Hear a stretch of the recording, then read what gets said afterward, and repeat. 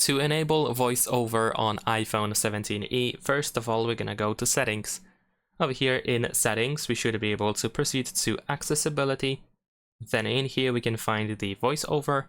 And now we should be able to turn it on quite easily just by tapping on the switcher here at the top. Start voiceover there we go. Button. We can find the tutorial that is going to help us understand how to use voiceover.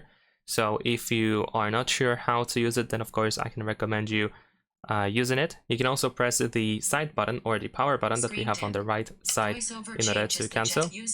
As you can see, we can tap on each of these options in order to highlight them.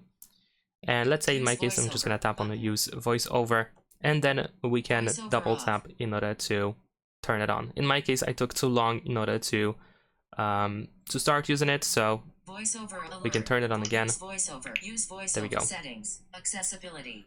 Over here, we should be able to find more information about the voiceover and how it works as well. We can find the practice option as well and the tutorial. Over here, we can also see how we can navigate with the voiceover. So we can tap once in order to select an item.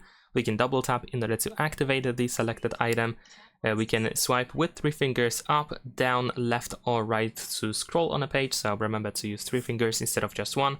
We can move 2 fingers back and forth 3 times quickly, making a Z to dismiss an alert or return to the previous screen. We can also find some basic navigation, such as going to the home screen, so we can slide 1 finger up from the bottom edge until you feel the first vibration, and then we lift our finger, and so on and so forth. So if needed, you can pause the video in order to check these commands.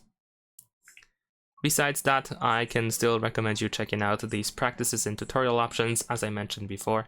And that is pretty much it. Leave a like and subscribe.